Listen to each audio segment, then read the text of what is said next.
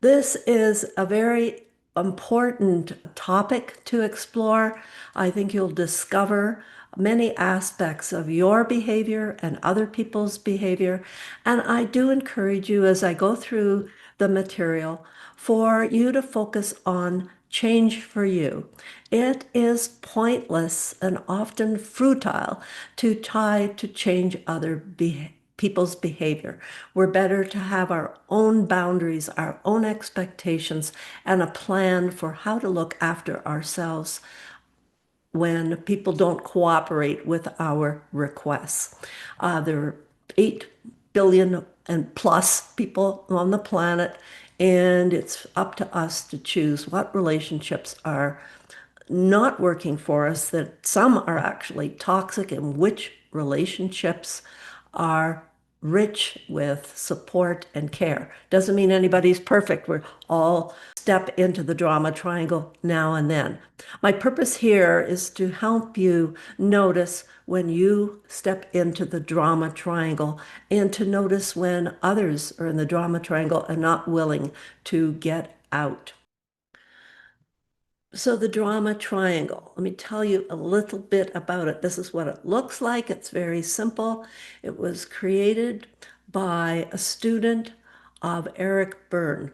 Books such as I'm Okay, You're Okay, The Games We Play. And Karpman did a study and noticed that the majority of conflict, the majority of arguments, were people stepping into what he called and described as the drama triangle. If you do a Google search and want to learn more, you will see that the Karpman Triangle, it's often called that, the Karpman Triangle. We have the blamer, the rescuer, and the victim. And we go in cycles. You'll understand this a little bit more as we go deeper. You might start blaming somebody for something that's hurting you. You might see somebody hurting and try to rescue them. And you might just give up and be in the victim role where you say, I'm useless. I'm nothing. We're going to explore this some more. Okay, so there's the basics. On my website, if you Google Stop Relationship Drama, you can download a chart. Isn't this a beautiful chart? It's got the front that describes and helps you decide that you're in the drama triangle. And on the back, it gives you cues for how to get out of the drama triangle. And we'll be looking at the back in a minute. Why is stepping into the drama triangle a problem? Well, here they are. Unhealthy roles. All three of them are unhealthy to our well-being and our mental health, and particularly to our relationships. Stepping into the drama triangle escalates conflict and disconnection. We're not connected. We're not really there. We're busy using old lines from the past. Often trauma is involved in us playing these roles. Drains emotional energy, takes energy. You're not at your best. Blocks problem solving. The prefrontal cortex actually is flipped its lid, is not functioning at its best. Emotions have taken over. And stepping into the drama triangle undermines trust and respect. You can see how this is damaging to any relationship. So let's move to taking a closer look at the role of blamer. These are ways of organizing what's going on internally with us. Really, I'm in the field of psychology. And in psychology, what we help our clients do is to provide some structure of the thoughts, the emotions, and the behavior of us as humans. What's going on so that we can then take charge and rewrite our own story. So I don't want the story of my life being she was the blamer. It's just a role and I can let go of it. In this state, the world is dangerous. That's what I'm thinking. The world is dangerous and you're dangerous. And so I end up criticizing, I end up yelling, I'm criticizing, I'm sarcastic, I'm judgmental, I'm oppressive, I'm a persecutor, and I need to be right, or I'm feeling scared. And I need to be in control. A lot of these roles are about being in control. And here's some of the feelings that I have. And this is from a nervous system perspective. I get activated by the sympathetic nervous system. The amygdala goes on fire, says I'm not safe. And I start to feel agitated and alarmed and angry and anxious and disconnected. Right? So start to notice when you start to feel some of these feelings, these emotions that get activated, and that they're warning signs that you're probably going to step into the blaming role. If you've never done this, I suggest you get a piece of paper and a pen or a pencil and create for yourself a control circle. Start to develop in your prefrontal cortex, your problem-solving mind, the actual situations and behaviors that you have control over. They are your behaviors, your thoughts, your emotions, to a certain extent. A certain extent. If trauma is involved, that means unresolved distress, then you will not feel as much in control. If we're talking about just present day distress, present day disappointment, present day, I feel angry because you violated my boundary. I feel angry because you and I had an agreement and you violated it. You let me down. That's all very healthy. But if my blaming and criticizing is over the top, then it's layered with some unresolved distress, often from childhood. Okay? So consider drawing yourself a control circle. And in the middle is what you control. And you will see here that your goals, your values, your thoughts, your dreams, they're yours to decide. Nobody else's. The next circle, you write where you have influence. Where do you have influence? I have influence over my husband. He adores me, so I can have some influence with him.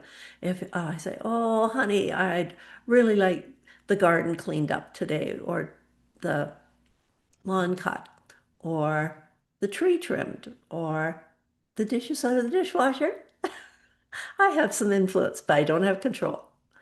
And then the outer circle is we don't have control. The Canadians are famous for their grumbling about weather, and oftentimes, well, most times, all times. What's the point? What's the point? Appreciate the rainbow, appreciate the sun, appreciate the wind, the breeze, and even the snow that will come, especially in Canada. There we go. Little influence, yeah, we have some influence, and maybe for you, you're more involved with government, and you can put that down, and you have significant influence. Maybe you're a member of parliament, or maybe the members of parliament, you have a listening ear. For me, I feel I have a little influence when I go and vote. I get as informed as I can, and I vote. I don't have the same amount of influence as perhaps people that work strongly, regularly with government and policy. Here in the blaming, the persecuting, the criticizing role, we want to take a breath. That's the main shifting we can do, is take a breath and shift. Second role we're going to take a look at is rescuer. And in this role, we put everybody else's needs and feelings above ours. That we fly in like an angel. Here I am, and big smile, and we give and give and give, and sometimes we end up feeling super, super resentful. And we don't want any conflict. And Yeah, I don't matter. This other person matters. I remember thinking, wow, all that I do in the home to support the family and particularly my husband in his executive role. And I thought to myself, wow, I would have been more successful if I'd had a wife like me, right? That role of rescuer, caretaker of the whole universe really fit with the word wife for me, wife and mother. And then I realized wife, mother, just a role. Yeah, hero, and I fear any conflict. Yes, I'll just fix it. Right, I'll fix it for you. I, you can't, I'll fix you. That was a big mistake. You think you could fix somebody else? No way. No way. I want you to consider saying to yourself, I make me, and think about that other person that you'd like to fix. And you make you. I make me and you make you. And how are you doing with that? And again, the circle of control may be helpful to you. So take a look at how you might use this circle of control if you have a tendency to rescue others. And the third role is the victim. I'm powerless and I'm helpless. Now, actually, the blamer, the person who does the blaming and the person who does the rescuing fears, really, really fears this role and often plays it, often steps in, and I'm using the word play as if you were in a play doing these roles. In this role, there's a huge give up. It's the dorsal vagal in the when we're looking at the nervous system. And the nervous system description or structure of what's going on here. This is a give up place, and the feelings are feeling alone and lonely, collapsed, disconnected. Notice all three of these roles were disconnected from other people. Feeling guilty, feeling helpless. We're in an automatic, unconscious pattern in these three roles. Feeling hopeless and lost and numb and sad and shut down and stuck and trapped. And again, here we go. What do I have control over? It's me. I make me and you make you.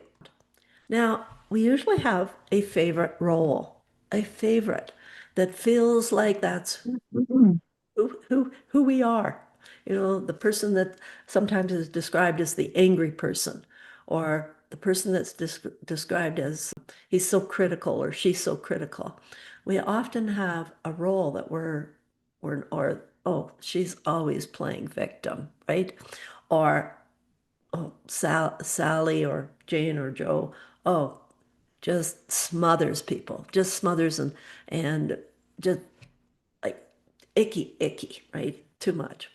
So my favorite role actually is rescuer and it used to be victim, periodically blamer, especially in my younger years when I first got married. If I had this fantasy that my husband was going to look after me and everything would be perfect ever after, and when I didn't feel happy and content, it was all his fault. By the way, anxiety lives in the blamer role and the rescuer role. The rescuer gets anxious when other people aren't happy and content with them. Remember, they avoid conflict. And the blamer gets very anxious not to have control and gets very, very edgy. So anxiety there. And victim, that's where depression exists. Notice again, I just remind you that in psychology, there's all kinds of structures to help us understand our human experience.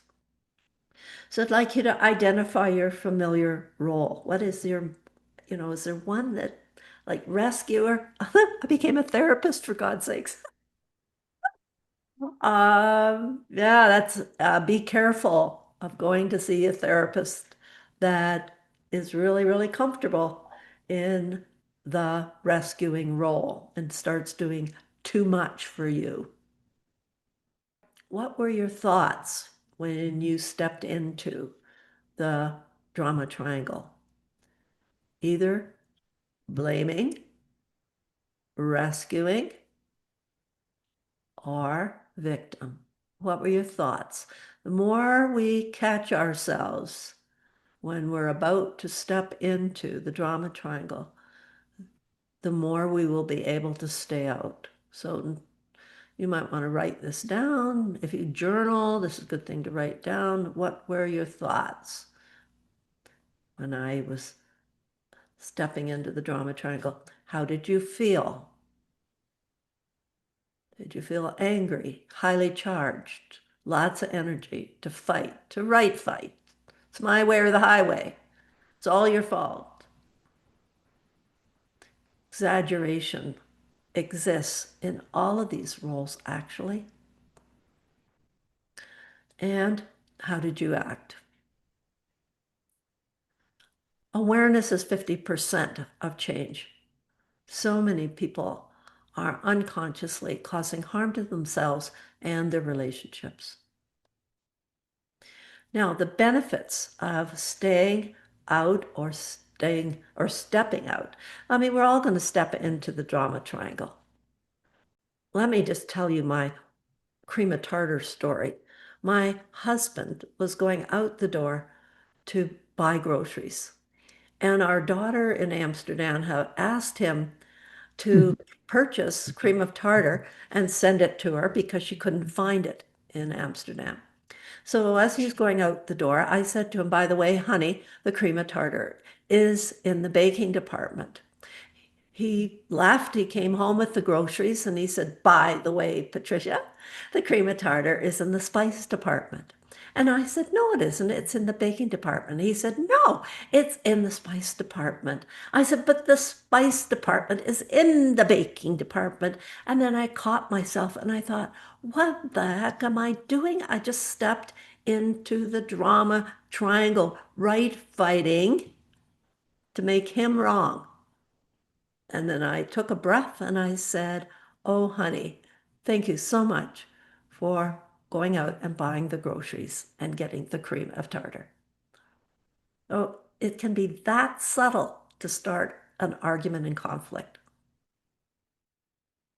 So how do we do it? And why do we do it? When we step out or stay out, we can encourage accountability, builds healthier boundaries, fosters connection, strengthens emotional resilience, promotes lasting solutions. So basically, we are building our end, our 50% of the relationship. We are building some healthy dynamics. So how do you do? Step out of the triangle. Pause. We just did a bunch of awareness. Pause. Oops. The pause is important. Catch it. Take a breath and let go of that energy. Choose calm, especially, this is especially good for the blaming state. With the victim state, we need to actually add energy. Take responsibility for your part. Oops. So we're going to shift. We're going to look at challenger, coach, and survivor, thriver. So rather than blaming, criticizing, we're challenger, we become truth tellers. Now, you might argue that I was telling the truth, that it was in the spice department, but we were both correct from our perspective. Sometimes we have to say hard truths to somebody in our relationship, like I made a boundary and you violated it. Coach is a whole different dynamic than rescuing. And survivor, thriver, I've survived much. I have survived a lot of abuse in my life. I'm here. I've survived some bullying in the workplace. I've survived relationships coming and going. I've survived having very little money. I've survived car accident. I've survived, and here I am. And notice that I'm centered in myself. Again, you can download this on my website. Just go to Solutions for Resilience. So thriver, practice honesty about your needs, right? So rather than being a victim, saying, I need some help here. I'm grieving. Just give me some space to cry. bring me some food. I'm not eating well. Or I'm feeling angry, and underneath the anger, I'm feeling really hurt. And I need to hear that I matter to you. So thrive and ask for what you need. The challenger, be firm but kind when setting boundaries. My boundary is, I see you're having trouble with that. And I'm saying I'm willing or I'm not willing. And I will and I won't. And I say yes to this and I say no to that. And a coach offered genuine care without over functioning. So I've got 10 minutes. In 10 minutes, I can listen. I can support you for 10 minutes. Or this isn't a good time. What are your boundaries around giving, giving, giving, giving, right? Put yourself into the formula. I'm not the best person to do that. That just isn't my skill base, or that would drain me. Have you checked with other people? I don't have the finances now. Had you thought of a loan from the bank? There are many ways to be supportive without overgiving, without overfunctioning. So the thriver, rather than the victim, can say, I can state my needs clearly, my needs and my wants. And the challenger, I can be direct without attacking or hurting. And the coach, I can ask, what kind of support do you want? Now, I must mention here, my friend Jeanette was staying here for a week, and my husband was having some health issues, and she was staying with us, and she looked at him and she tilted her head and she said, what does support look like for you? And I went, brilliant, brilliant. And I couldn't not, I would never have guessed his answer. His answer to the question, what does support look like to you while I'm here, was this. I bought an IKEA organizing stand. Will you put it together? Wow, who would ever thought? So there she was with the screws and the wood and the sliders. Took her, a little while, and our daughter came over to help, and they had a wonderful time. The two sisters from different mothers. Yeah, just wonderful. So that question, what does support look like to you? Or what kind of support do you want? Same thing.